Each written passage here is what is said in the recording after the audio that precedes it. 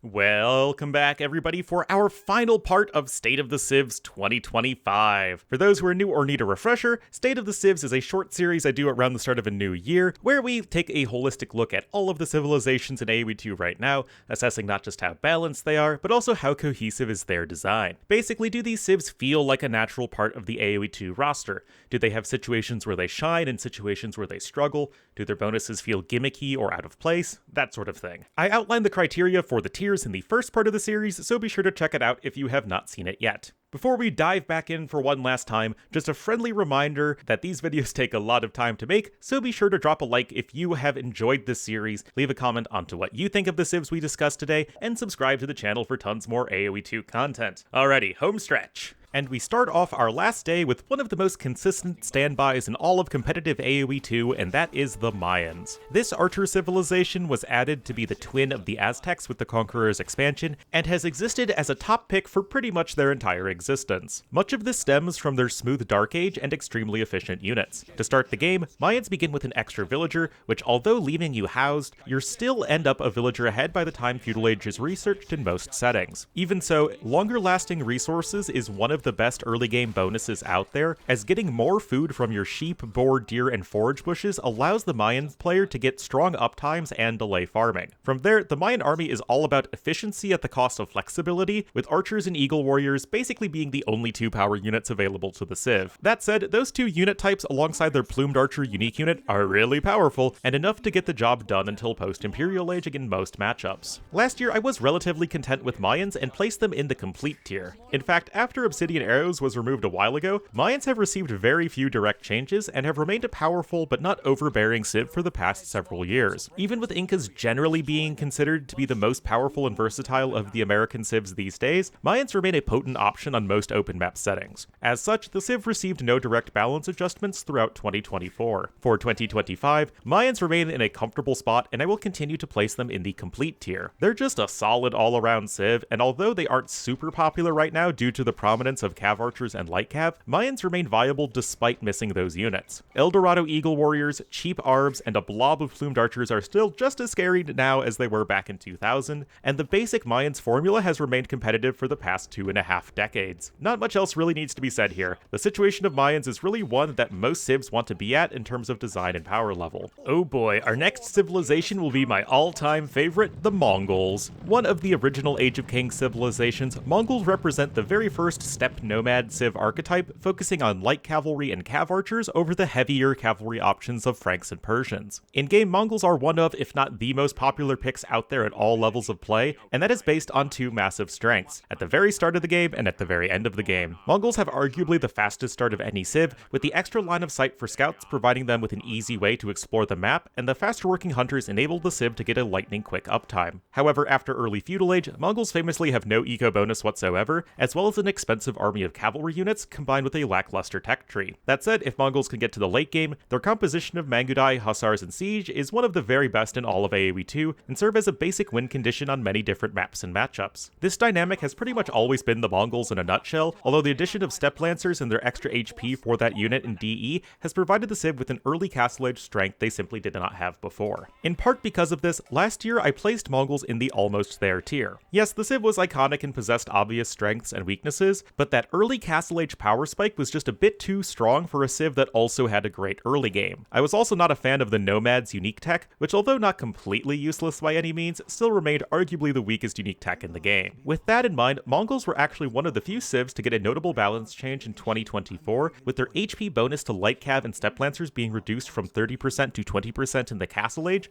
although the boost now applied to scout cavalry as well. This certainly helped rein in the civ a bit where they felt overtuned, leaving their timing as powerful, but not quite as broken as before. Still, for 2025, I am going to be keeping Mongols in the almost there tier. Nomads is still basically a wasted unique tech, and I'm not quite 100% sold on the Mongols being balanced power level wise. This is a tricky question because they are another civ that heavily benefit from the current meta of fast timings into cavalry archers, light cav, and even steppe lancers, so I'm not sure if the Mongols themselves are overtuned, or if it's just that they execute the meta better than most others. I think if cav archers in general get a nerf, the civ is probably going to be fine. Other than nomads, I'm not too worried. But like Magyars, I'm still going to be keeping my eye on them in 2025. If nothing else, reworking nomads would go a long way into making them feel complete. The classic civs continue with our next entry, the BFF of the Mongols, the Persians. This cavalry civilization also hails from the Age of Kings, and while Franks were primarily focused on powerful knights, Persians were more about economy and flexibility, existing as the only civ with a complete stable tech tree, and they also had a cavalry unique unit. Still, you need to get to all of those expensive cavalry units, and that's where the Persian economy comes in. Faster working town centers plus extra starting resources gives Persians an incredibly smooth early game, with the civ getting a gradual eco lead until really early Imperial Age. Yes, it's a great economy, but it also requires more investment because you need to spend that 50 food on every villager faster than other civs. Basically, it's the opposite of Hindustanis, which can make it difficult for the Persians player to both boom and make army at the same time. Still, Persians can do basically everything except monks pretty well until the mid-game, although the Imperial Age is really all about the cavalry. Lacking the critical bracer upgrade does mean Persians are reliant on expensive cavalry units to be efficient, but Savars, heavy camels, and occasionally war elephants can all get it done. They even have some interesting other options like gunpowder and trash crossbowmen. Last year was the big year for Persians, as the civ received the biggest rework seen of any civ outside of Hindustani/Indians, with the devs changing a ton of aspects of the civ to make them more competitive and interesting. It took a few tweaks afterwards, but Persians landed themselves in a really nice spot in the metagame, even enough for me to place them in the complete tier. Persians were always at their best on hybrid maps and as a team game pocket, but the civ was at least viable on most settings. They still shined the most with their economy and cavalry, but they had the tools necessary to survive the early game and to get those running. The civs consistently led to them receiving only one change last year, which was to increase the base conversion resistance of war elephants to match all of the other elephant units in the game. So for 2025, I will be keeping Persians in the complete tier. Yes, they are a very good pick on hybrid maps, but unlike Japanese or Lithuanians, Persians really do feel held back by their limited tech tree and military bonuses, even if they are great at fighting for water. That doesn't make the civ weak, it just makes them balanced. They're still viable on a ton of other settings too, and even war elephants are more useful than they've ever been before. Like Mayans, Persians now exist as a good but not overbearing civ with distinct strengths and weaknesses,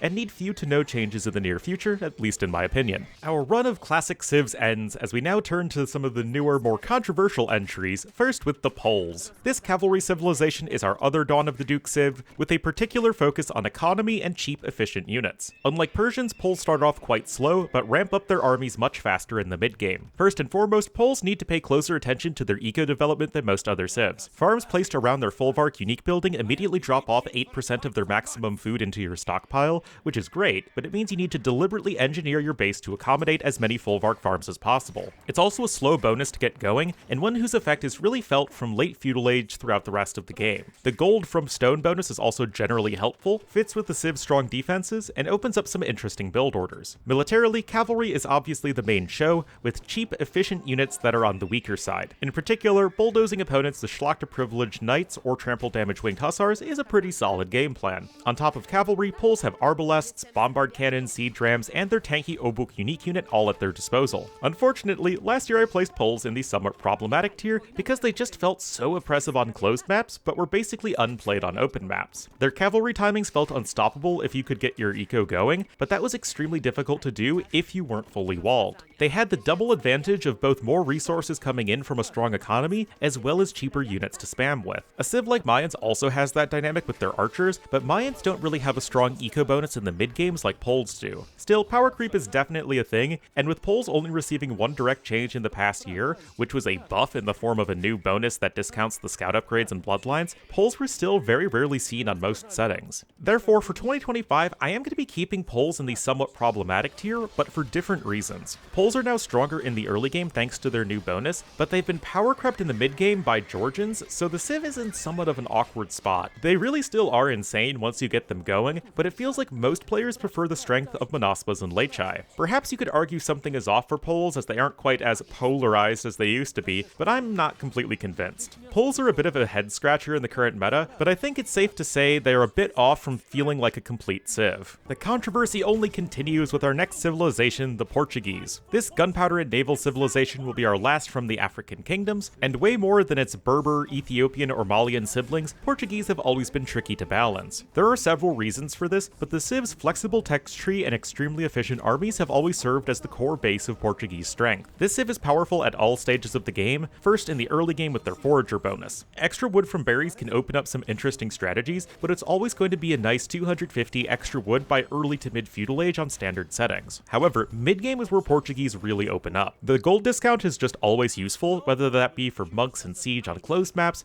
archers, cav archers, and knights on open maps, or ships on water maps. As the game goes late, feidarias provide infinite value in grindy or low economy games, and the Portuguese death ball of gunpowder, monks, halbs, and bombard towers is one of the very best in the game. If you're thinking, wow Ornlu, this civ seems to have few to no downsides, you would be right. Portuguese have both balance and design issues, which is why I placed them in the major changes needed tier last year. Not the very best civ on any one setting, but Portuguese were arguably a top 5 pick on the 4 main 1v1 map archetypes: open maps, closed maps, water maps, and nomad style maps. The civilization can just beat you in so many different ways, although the most notable problem areas were organ guns, both for Castle Age all-ins and en masse in the Imperial Age, and the Feitaria, again both for all-ins and in super grindy games. In 2024, Portuguese did at least receive a nerf to the organ gun, which was to increase its train time from 21 to 25 seconds, as well as a buff to the rarely seen Caravel, which reduced its train time from 36 to 25 seconds. Nevertheless, I will unfortunately be keeping Portuguese in the major changes needed tier for 2025. Funnily enough, the absurd power level of civs like Georgians actually does push the Portuguese back in pick rates a little bit, but the civ is still right up there on every setting. Byzantines are another very well-rounded civ, but most Byzantine matchups feel pretty 50-50, whereas many Portuguese ones feel more in favor of our Iberian civ. Yes, there are civs that can strike faster than Portuguese, overwhelm better in the mid-game, and create even more unstoppable deathballs in the late game, but Portuguese are right up there at every single stage of the game. Organ guns, feidarias, and caravels could all use some amount of reworking, and the broad gold discount might need a bit of a nerf as well. The basic identity of the civ is there with the technology and gunpowder focus, but just too many red flags for me to be satisfied with their state in modern AoE2. And now,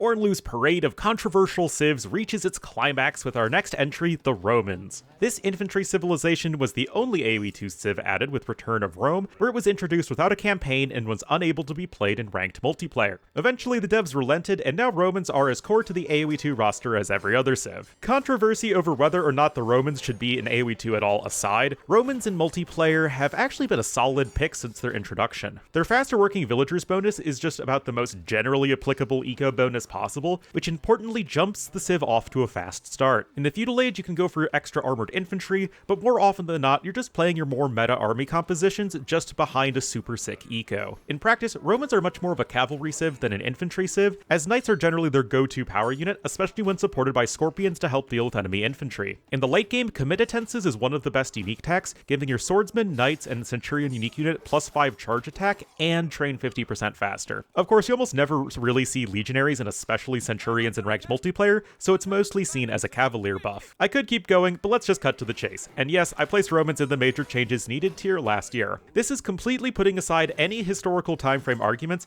I just felt that the Roman civ in AoE2 didn't really work. They were and still are relatively powerful, but they just don't really feel very unique or exciting. In practice, Romans could just be a civ with no unique units and just their eco bonus and scorpion discount. In both 1v1s and team games, that's all the civ really does. I mean, you can of course go for mass legionary supported by centurions and scorpions, but chances are if you're really trying to win, you're better off doing something else. That said, Romans are great in more aggressive settings, as the eco bonus, access to bloodlines, and the double armored spearmen make them one of the best full feudal age civs all around. Even in Castle Age, mass scorpions can be deadly in a meta filled with cav archers. Now, Romans did not receive any direct changes last year, but they obviously were the biggest losers of the ballistics affecting scorpions change. It's something that used to be unique to just Romans, but now every civ can do it. So for 2025, I will be keeping Romans in the major changes needed tier. Again, not for balance reasons, but for design reasons. The civ is simply better played as a generic civ with a good eco, much like Vikings were on land maps before they lost Thumbring. They need more of a reason to go for their swordsmen and centurions over pikes and knights. The centurion aura buff and comitatense's charge attack both feel really gimmicky, and the extra ship armor feels ripped off of Portuguese, while the faster attacking scorpions feel ripped off of Celts. It's just a weird civ all around, and one that could really use some changes to feel like a more natural and distinct AoE2 civ. Phew, we can now return to our sanity with a classic civilization, this time with the Saracens. These guys are of course the original camel civ in AoE2, but beyond that they are known for their incredibly unique market bonus and top tier tech tree. In particular, the Saracen market only having a 5% exchange fee gives the civ a unique playstyle at all stages of the game, and although it's not the easiest to master,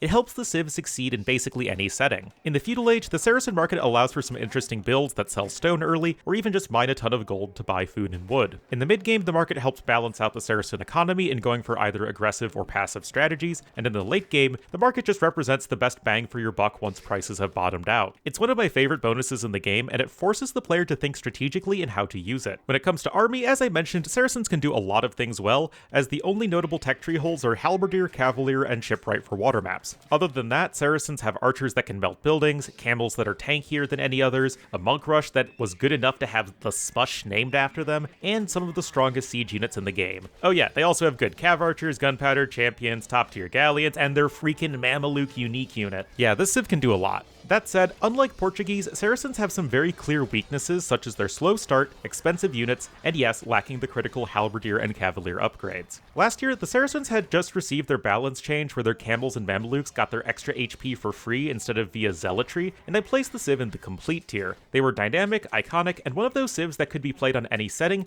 but were not necessarily meta anywhere. That remained true throughout all of last year, with the civ receiving no direct changes and decent playtime in tournaments, although they were most affected by the change to the starting food price at the market. The one thing I was hesitant about was that I thought their camel HP bonus might be too strong in the mid-game. Unfortunately, I feel like I was correct back then, and I will be bumping Saracens down to almost there because of it. Saracen camels, and to a lesser degree Mamelukes, feel a bit too strong in the Castle Age, and give the civ a level of unit quality it otherwise would not have access to. It's not like Saracens are ridiculously overpowered or anything, they're just a bit overtuned relative to all of the power crept civs in the game right now. I feel like simply splitting the HP bonus to be plus 10% in Castle and at plus 25% in Imperial Age would be good enough to keep Saracens balanced. Well, that was a nice classic civ break. Let's get right back to the controversy with our next civ, the Sicilians. An infantry and cavalry civilization introduced with the Lords of the West expansion alongside the Burgundians, Sicilians have always been something of a problem ever since they launched. Still, for their core gameplay, Sicilians are a civ that prioritized heavy, tanky units at the cost of raw power. They have decent if not amazing eco bonuses with the faster building town centers and super long-lasting farms, although those don't come into play until Castle Age. To get them there, however, Sicilians have their unique building, the Donjon, which is basically a tanky tower that can train the Sergeant unique unit and Spearmen. Other than the tanky Sergeants, Sicilians also have extra tanky Cavaliers with extra armor via Hauberk, and all of their units take reduced bonus damage. Of course, Sicilians see very little play these days, and it's not too difficult to figure out why. Simply put, they are mostly a generic civ that is just too slow to be effective in the modern fast-paced meta. Donjons are nice for holding on early, but they aren't enough of a reason to pick Sicilians over other aggressive civs like Magyars or Romans. The exception here is the famous you putting fast Castle Age all in with Sergeants, but that shouldn't really be the cornerstone game plan for a civ. Even in late game, Sicilians are still weak to gunpowder and strong ranged units. For those issues among others, I did place Sicilians in the major changes needed tier last year. While Bulgarians felt underpowered but cohesive, Sicilians felt all over the place, with bonuses to their defense in mid to late game without actually having the tech tree or unit quality to back it up. I was and am a big fan of the whole donjon dynamic, but in practice they're too slow and put the Sicilians player a bit too far behind. Sergeants are fun to play with when they can force fights, but that's difficult to do in most matchups.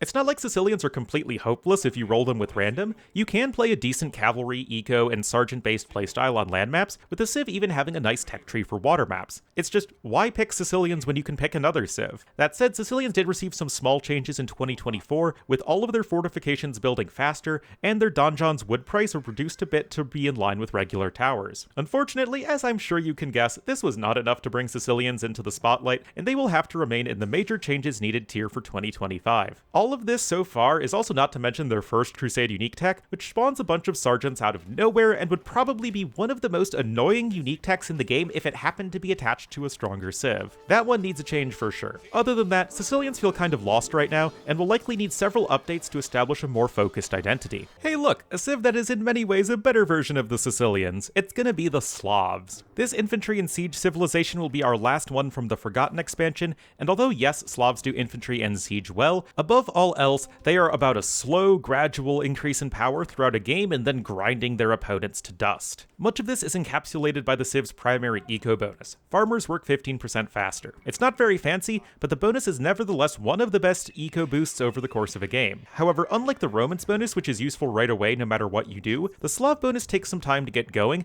as well as the upfront investment into a bunch of farms. Still, once it does get going, Slavs can readily afford their powerful units with infantry, siege, cavalry, and monks all serving as viable unit types. Infantry and cavalry are both inherently food intensive, so the Slav farming really helps get those unit types rolling, not to mention the free gambesons and supplies as well as drushna for infantry, as well as the powerful boyar option for cavalry. These units are supported by speedy monks and cheap siege weapons. Of course, Slavs have their pretty noticeable drawbacks, with the most obvious one being that the Civ is simply a bit slow to get going. With so many games these days decided by snowballing an advantage in the early to mid feudal age, Slavs are going to struggle to keep pace with the faster Civs in a game on more open maps. On closed maps, Slavs are indeed quite powerful, but still have an Achilles heel in the form of gunpowder. They miss it themselves, and their armies are pretty well countered by hand cannons and bombards. Last year, Slavs had just received a bunch of buffs and changes, and I actually bumped the Civ all the way up to the complete tier. Their infantry, boyars, and monks were all improved earlier that year, and they had just gotten their farming bonus boosted back to plus 15%. Slavs had their brightest outlook in a long time as balanced but a powerful Civ. You could even look at the lack of direct balance changes received by the Civ in 2024 as proof of that. Unfortunately, our good friend Power Creep is a cruel mistress, and for 2025, I will unfortunately have to bump Slavs down to that tier. This Civ is one that looks really good on paper,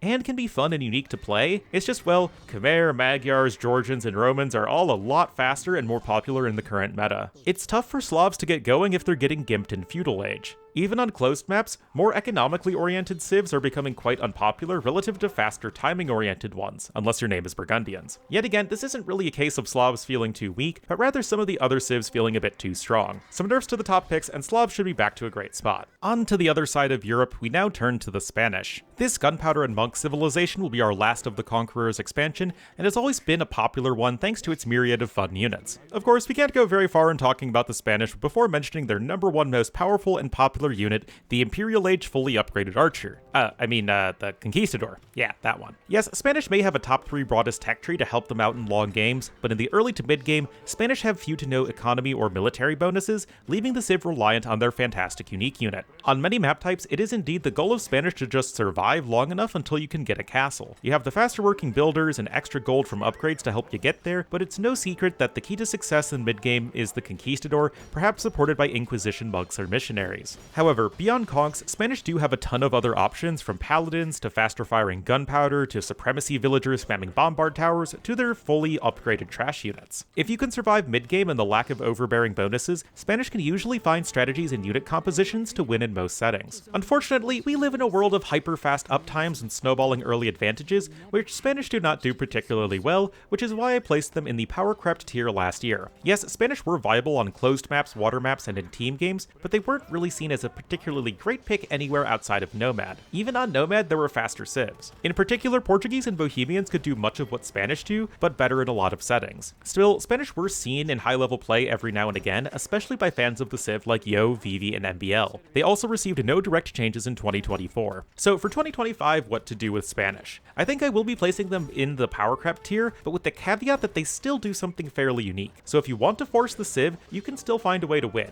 By that, I mean that even within the power crept tier, you have the differences between Civs that are just outshone in what they do by other Civs, like Bulgarians, Ethiopians, Franks, and Huns, and the Civs that have unique aspects no other Civ cleanly does, but are just not quite high-powered enough to see frequent play, and those are going to be the Burmese, Celts, and now Spanish. Just another small aspect to consider for the tier list. Regardless, Spanish are probably fine so long as the top Civs get some nerfs. Next up will be the favorite of Samwise Gamgee, and that is the Tatars. Just kidding, it's pronounced Tatars. This cavalry archer civilization will be our last from the last cons, and has always been the more finesse and timing-oriented cousin of the Mongols. As the only two Civs in the game with the cavalry archer designation, Tatars and Mongols certainly have plenty of similarities, but the Mongols are generally more straightforward to play, focusing on speed and raw power. By comparison, Tatars have an eco bonus that primarily exists to delay farming to hit better early timings. Your cav archers lack the extra DPS of Mongols, but you do get 2 important upgrades for free, again helping with timings. To top it all off, the main military bonus of the Tatars is their extra damage when fighting from the high ground, which is always going to be a more technical bonus to use. None of this is to say that Tatars are weak, however. Their Hussars, Steppe Lancers, Keshik Unique Unit, and Cav Archers are all top tier, and can be supplemented with good skirmishers, hand cannoneers, camels, bombard towers, and siege. However, most of these strong units still take a little while to get going, so lacking a good long-term bonus, as well as useful monks or even bombard cannons, can create difficulties for Tatars if they fall behind. The Civ is also the only one in the game to miss chainmail armor, making their infantry extremely fragile. Now, way back to the land of yesteryear, Tatars were a rock-solid civilization that could be played on most land maps, but still lacking that extra something to really allow them to see a lot of play, so I placed them in the power crept tier. Again, it's not that Tatars were a weak civ that saw zero play, they just didn't really have a setting where they felt super exciting. Mongols, Magyars, and Vietnamese were all far more popular cav archer plus light cav civs. As for changes, Tatars are actually our last civ with a direct balance change in 2024,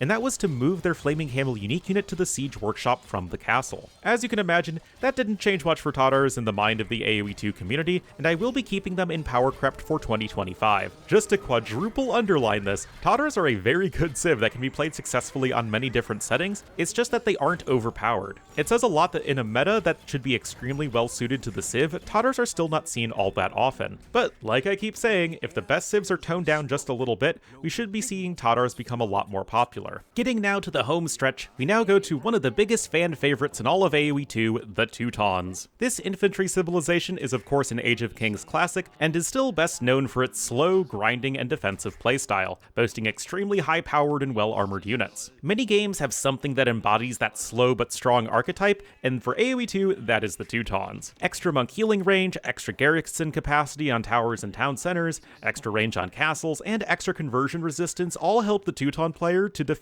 against any kind of enemy attack, allowing the civ to survive long enough to produce their powerful units. In particular, Teuton infantry, cavalry, and even siege can all get extra melee armor, and the Teutonic Knight unique unit is the very definition of a slow-moving tank. Even in economy, Teutons are quite solid, with their one eco bonus of cheaper farms allowing the civ to at least remain competitive with many others in the game. Of course, it's not surprising that the sluggish Teutons were unpopular in a fast-paced metagame, and why I placed the civ in the power crept tier for 2024. This was even back before cav archers really took off in popularity, and more players were relying on monks to defend. The civ just didn't have a fast enough start, fast enough units, or even cheap enough units that are typically required to be successful in most AoE2 maps. Even on closed maps, which should be their biggest strength, Teutons were not competitive against the newer booming powerhouse civs of Burgundians and Bohemians. Naturally, as Teutons are, if anything, in a worse spot in the metagame now than in last year, and as the civ received no direct changes in 2024, I will be keeping Teutons in the power crept tier for 2025. It's really unfortunate that such a fan favorite feels so outclassed these days, because they are still sort of viable if you play to their strengths. It's just, well, there are almost always better options than Teutons in most settings. I don't even think there is much more I need to say about Teutons. They don't really need any buffs or anything like that in my mind, it's just their whole playstyle needs to be more viable than it currently is. It's a classic civ combo, with our next stop being the Turks. This gunpowder civilization is absolutely the original of that archetype, and one of the first to really lean into Imperial Age gameplay. Of course, you need to get to the Imperial Age first,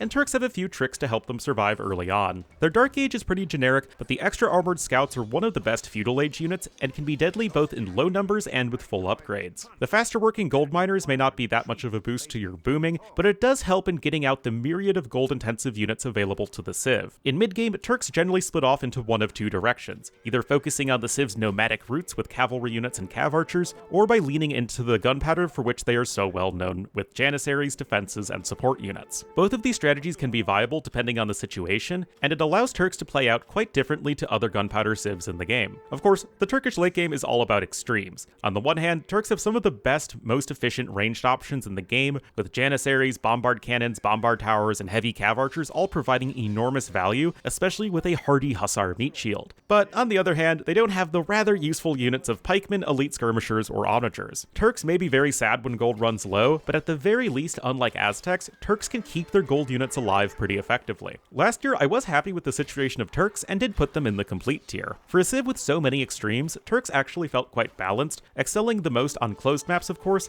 but nevertheless not locked down to a single map or playstyle. Especially after their janissaries got a Castle Age range nerf, the Turk Castle Age all-in didn't feel quite as overbearing, and the civ was good enough early on to not die on more open settings. Nowadays in 2025, Turks are in a pretty interesting situation. I will place them back in the complete tier, but with a caveat. Their low eco gunpowder play is as strong as ever on more closed maps, feeling powerful but not broken, but the civ really does struggle with the fast meta on more open maps. A while ago, the lack of early bonus for the Turks was not as big of an issue when uptimes were slower and games weren't as often decided by early snowballing, but now that's just not the case. You can see this played out by the fact that Turks are never seen even on the more moderate land maps like Arabia or Enclosed in a world where you want to often spam spam cav archers and light cav. Turks just aren't quite fast enough. Now, they're still totally viable in several settings, so I'm not going to be knocking them down to power crept, but I am still a bit concerned for Turks going forward. Our penultimate civ of this series will be a new favorite among high-level players, the Vietnamese. This archer civilization will be our final Rise of the Raja civ, but beyond archers, Vietnamese are all about economy and defense with resilient units. But before anything else with the Vietnamese, you will notice that you can see where the enemy's starting town centers are located. This is just a helpful early boost to either scout what your opponent is up to early on,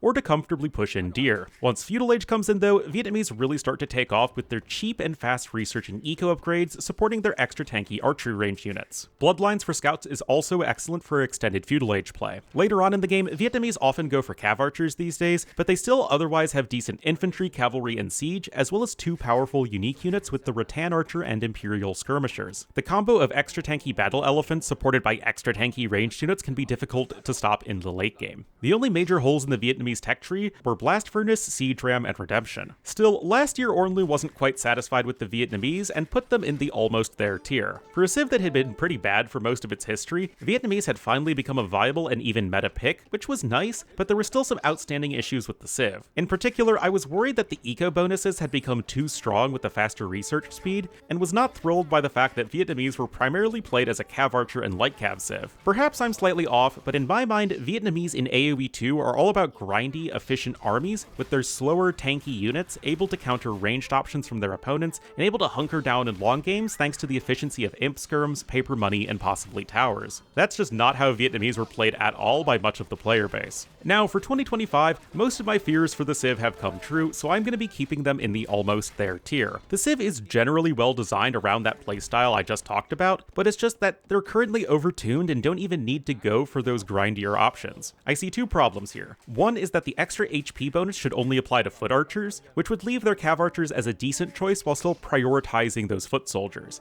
And then two, their eco is a little too good, and they could probably stand to lose some of, if not all of the faster research speed for eco techs. Vietnamese are just in general currently a bit too strong, but again, we're looking more in the realm of number tweaks instead of any inherent reworks, which is why they're going to be sticking in almost there. And here we are finally, last but not least, we have the Vikings. A classic infantry and naval civilization from Age of Kings, Vikings are best known for two things, their economy and their navy. When it comes to economy, Vikings historically were one of the best civs in the game, with their free wheelbarrow and handcart upgrades allowing Vikings to just be more efficient with their villagers in the early to mid-game, especially when it came to farming. On top of that, the Vikings player would end up a few villagers ahead with those techs were researched by their opponents. On the water, Vikings are one of, if not the best galley rush civ of all time, with the discounts to docks and warships, as well as their economy, really putting that civ over the top of most others. On the land, Vikings can get by with their good infantry supported by decent archers and siege, although it is no secret that the civ struggles when army efficiency becomes important in the later stages of the game. Speaking of which, the Vikings are not a super popular civ on most maps these days, and it's not too surprising why. Although Vikings used to be the kings of economy and water, newer civs have eclipsed them in both departments. Unless the map is specifically islands, Vikings can struggle on any sort of hybrid map due to their lack of fire galleys and fire ships, heavily limiting their usage compared to civs like Dravidians, Japanese, Italians, Armenians, and Malay that are all good on both hybrid and full water. On the land, Vikings can no longer overwhelm civs with better eco, especially as civs like Khmer and Cumans can basically out-eco and out-military Vikings. This brings me to last year, where I placed Vikings in the something is off tier. Yes, Vikings had become more power crept on a lot of settings, but their issues went deeper than that. They really missed their early Imperial Age Arbalest time with Thumbring, and even though I advocated for the inclusion of Bog's Vigar, I can't really say that the tech panned out all that well. On water, Vikings were still a strong pick on pure water maps, but that's really it. Now for 2025, Vikings remain in a similar situation, and I will be keeping them in something is off. I would really like to see a way for Vikings to become viable on aggressive hybrid maps, because those are the settings where it feels like the Civ should be able to thrive from a design perspective. You don't need Vikings to be a late game powerhouse, but they still should be a more competitive aggressive civilization. I don't know how you accomplish this other than by giving the Civ fire ships, but that is the general direction I'd like to take Vikings. Beyond that, the Civ should just receive Thumbring again and get a different Imperial Age unique tech. Overall, Vikings are unfortunately a bit of an outdated Civ right now. And there you have it, everyone. All 45 Civs in AoE2 completed for State of the Civs 2025. Before I sign off, I do just want to give some quick closing thoughts on the overall meta, how 2024 played out, and what I would like to see for 2025. So above all else, to me, AoE2 has been in a period of stagnation throughout 2024 2024. While 2023 had tons of balance patches to shake things up, 2024 only had 3, and even those 3 were pretty small. The metagame continued to grow faster and more focused on early game execution, while the variety of viable builds in Civs seems to have gone down. This is also the first year since DE where there were no new civilizations added. Even in tournaments, it feels like we're often getting the same thing over and over and over again. I think most players are sick of the Cav Archer meta, and even if people may not agree as to what should be done next, I think it would not be controversial of me to say that AoE2 needs a bit of a shakeup right now. As to what I would personally prioritize in 2025 if I were singularly in control of all things AoE2, I would focus on 3 things. 1. Pathfinding. Duh. Part of the reason that the best units in the game are either very fast or very cheap is because pathing is very unreliable, and quick units or ranged units are the best at being able to react to the game doing something weird. AoE2 is already a challenging enough game without having to fight both your opponent and the game itself. 2. Reining in power creep. This is pretty obvious if you've been watching the series. In my mind, the speed and strength of some of the newer civilizations is just a bit over the top, and reining that in might be better for the game's health than a 45-way nuclear arms race. But beyond Civ-related power creep, I feel like map design and specifically streamlined maps where you have to push deer every time is a large part of why AoE2 feels so aggressive and timing-based. Some actions to slow down the builds a little bit would be nice. 3. Finally, a greater push for unit variety. Cav Archers obviously feel oppressive right now, but they aren't the only units guilty. Skirmishers feel a bit too powerful in Feudal Age, Hussar spam is a bit too good in the Imperial Age, Fire Galleys are too good on maps with little water but too bad on maps with lots of water, etc. It's really tough to balance units that are available to most if not all civs, but a few well-targeted changes here and there might be helpful. Anyway, we can cut it there with my rambling. Thank you so much to everyone who has stuck with me for the entirety of this series. Like I said from the start, these videos take a very long time to make, so I am super appreciative of all the support and discussion I see in the comments. Of course, I am only one person with a single perspective, so I am far from having all the right answers. That said, I do think that facilitating these discussions are helpful for the community to get a better idea as to where we are right now in AoE2. So that'll be it for this year. I do need to give a special shout out to my Patreon supporters, with Dan and Jared in the Great Wolf tier, and Carolyn, Dieter, Liquid Egg Product, Rivru, and Tandoori Knight in the Dire Wolf tier. If you are interested in supporting my channel further and getting some extra perks, the link to my Patreon is always in the description. But as always, thank you all so much for watching, and I'll see you guys next time.